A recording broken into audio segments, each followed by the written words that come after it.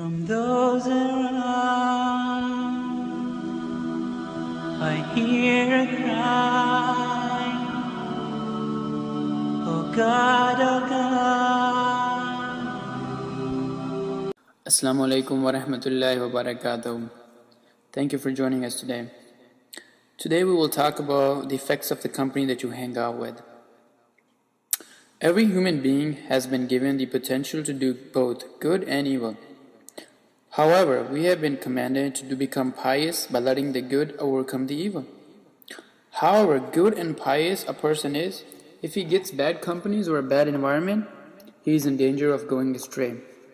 On the other hand, a person prone to committing evil deeds can change, given the right companionships or environment. Man is influenced by his surroundings. You may have noticed that when one holds a child, he talks to him in the same childish manner. If the company of a small child can produce such an effect that it causes a full-grown human to babble, then the company of an evil or pious person can also influence one. Now also keep in mind that there is a cure for an evil eye. The evil eye is actually true. One can be affected by it. One Sahabi was afflicted by the evil eye. The Prophet ﷺ told him how to cure himself. The evil eye, which is full of jealousy, envy, hatred, can affect one. Hence, why can one be positively affected by a glance that is full of kindness, love, sincerity, and mercy? Thus, the gaze of a pious person can also affect one in a positive manner. Nowadays, laser treatment is being used to cure many diseases, like cancers. Just as these rays are emitted from a machine, rays of nur emitted from the eyes of a pious person. We cannot see X-rays, but know that they exist. In the same way, we have to believe the rays of nur do emit from the pious person of Allah subhanahu wa ta'ala, which dispel the darkness in a person's heart. One can know this when one experiences piety entering one's heart, in the same way as flowers begin to bloom on a dry plant when it is watered. Therefore, even if an ignorant person starts to sit in the gatherings of the pious, the flowers of good deeds will begin to bloom inside them. No matter how good or bad you are, but you should always try to hang out with a pious person and see what he can teach you with his all heart that he is carrying around. In this way, he may rid himself of his sins and lead to a pure, clean life and save himself from a destruction. His interest helped to purify him. He is therefore a successful man. Having accepted Islam, one does not purify himself in this world and dies as a sinner. In this case, Allah subhanahu wa ta'ala, the most merciful and ever forgiving, has a solution for the person. In this world, if one does not look after one's health and falls sick, he has to go directly to the hospital to get better. In the same way, if one does not go to a pious person to seek purification, then Allah subhanahu wa ta'ala sends such a person to the hospital of the akhirah, which is the grave, and the hospital is the hellfire. Their person should be purified. However, in this world, there are some diseases with no cure, such as AIDS. The Holy Quran says that on the Day of Judgment, there will be some people with incurable diseases like shirk, kuffar, and nifaq. The hospital that Allah subhanahu wa ta'ala has made is supposed to have no cure for these diseases, as these affected the soul. Apart from these, whatever the disease, one will find the cure in the hospital of hell. The Holy Quran says, and Allah will not speak to them on the Day of Judgment, nor will He purify them. Let's look at some examples. It is the law of the world that when one wants to visit another country, he is asked for his health certificate. For example, when one travels from Africa, he has to present his yellow fever certificate. If one travels for Hajj, one is asked for a meningitis vaccine certificate. It is the right of the other countries to demand this, as they do not want to spread deadly diseases in their country. Hence, if you fail to present the required health certificate, you will not be able to enter their country. Simple. In the same way, Allah subhanahu wa ta'ala has made it a rule that Jannah is only for special persons, those who have cleansed themselves of some diseases. Listen to what the Quran says, that the reward for the one who has purified himself. This Jannah is the place where one reaps the fruit of his good deeds. He has come purified and cleansed. Hence, only one who has achieved purification can enter Jannah, and the one who has not cannot enter it. There are two ways entering Jannah. Let's look at the first way. While living in this world, one should ask for forgiveness from all sins and avoid them, and live a pious, pure life. He will then go straight to Jannah. This is a short and direct route. Let's look at the second way going to Jannah. However, one is ignorant and keeps sinning in this world, then for such there is a hospital on the way to Jannah. Allah subhanahu wa ta'ala says that since you have recited my kalma, you have testified that there is none worthy of worship God except Allah, and Muhammad is his messenger, you are mine. Therefore I give you a second chance. From the grave you will go to hell. You will then receive punishment. There is accordance to your bad deeds, which are the diseases.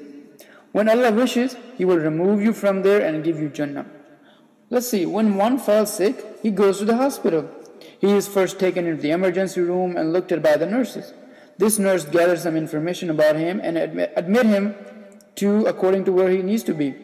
In the same way, the grave is the hospital's emergency room, where the two angels ask a person's history. Who is your Lord? What is your faith? Who is your prophet?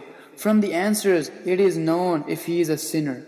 In this case, treatment is admitted to him. First, the grave squeezes him, such that his ribs interlock. Then his grave is turned into a pit of hell. In this world, some patients need to be kept in a room with a set temperature, and some in a room with air conditioning. For example, those with fever, flu, and cold are kept in a room with a warm temperature. Likewise, the person with diseases of sins is kept in the heated room. On the other hand, the grave of the one who is free of sins is made into a garden of Jannah. He is made to wait in a beautiful waiting lounge like a travel waiting to catch his flight. In the grave, if one did not pray Salah, a huge snake is kept in charge of him. A hadith states that a snake will keep on biting him and its vein will spread throughout his body, breaking his bones and causing a severe stinging pain. When one is hospitalized due to dehydration, he is admitted glucose drips, which enters his body drop by drop. The grave treats him the same way. The snake keeps biting him and it enters the body drop by drop, causing him to suffer tremendously. See what the Quran says. Listen what the Quran is saying. In this way the punishment comes, and of course the punishment of the hereafter is even greater if they but realize. After this treatment, the therapy of the afterlife is even more severe. One will have to stand before Allah subhanahu wa ta'ala, who will ask him all his details, just as the specialist in the hospital asks for the patient's details. And then from there, they will tell him where he needs to be directed toward. He knows whether to put him in a normal or general ward, or in the ICU. Allah will ask to see one's good deeds, which are recorded in the book. Read what the Quran says. Listen. And the book of deeds will be placed before them. Then you will see the guilty people scared of its contents and say, Woe to us! What book is this? It has missed nothing, minor or major, but has taken it into account. Like X-rays, the file will also have pictures. Allah subhanahu wa ta'ala says to the earth, that day it will describe all its happening because its Lord will have it so commanded. Just as the camera takes pictures, the earth too takes pictures of one's deeds, where one sinned, who accompanied him. On the day of judgment, the earth will report all one's deed to Allah subhanahu wa ta'ala. Just as the computer stores information on a hard disk, all the records and all will be known. Allah will say, today we will set a seal on their mouth. What is He saying? He's saying that today we have locked your mouth. You do not need to talk. We have opened the hard disk of your heart. Whatever is in the heart, we shall open it and remove it. On that day when all the secrets will be searched out, this is the day when the hidden will be open. This day, one will be his own witness and will agree to all that he had done. He will agree that spiritually he is very sick. He will then enter the hospital of afterlife. The angels will be told to take him away. They will drag him and throw him into the hellfire. When one gets admitted into hospital, regardless of his status, his clothes are taken off him, and he is made to wear the uniform of the hospital. Likewise, Allah subhanahu wa ta'ala has made a uniform for the dwellers of the hell. Read what he says. Their shirt will be of rosin. The Quran states that they will be made to wear clothes of sulfur, which will have terrible stenches. The scholars have written that if all the living beings of the world, like humans, animals, birds, and etc., were to gather in one place and die, the stench of their decomposing bodies would not be more than that of the clothing of hell. In this world, we are always searching for good perfumes and fragrances. We use air fresheners to ward off the bad odors. In hell, however, one will have to wear a uniform whose stench will be suffocating. If there is a dead dog lying on the road, we change our route due to its smell. Imagine what may be the state of stench in the hell, where is the great extent of dead and decomposing bodies. After being made to wear the uniform, one will be sent to a section of hell. Some will be in their higher section, while others will be in a lower section. Listen to what the Quran says. Surely the hypocrites are in the lowest level of fire.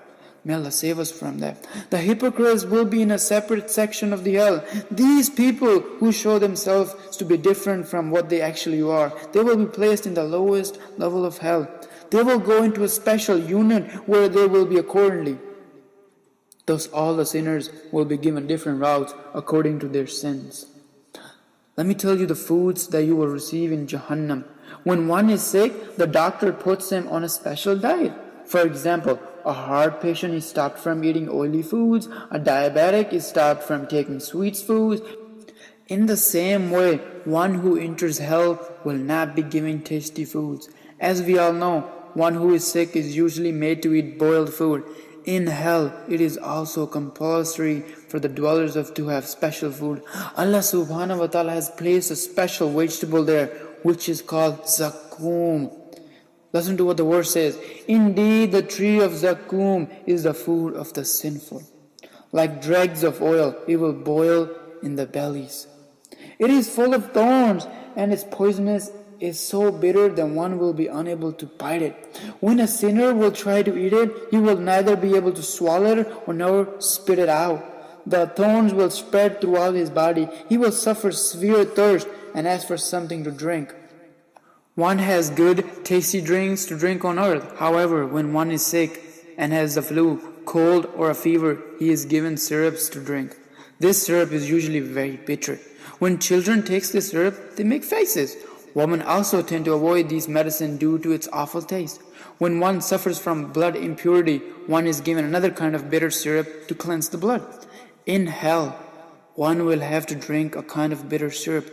It is called the ghislin. Hadith state that the angels will collect the pus and blood that seeps out of the wounds of the dwellers of hell and give it to the thirsty people to drink. Astaghfirullah.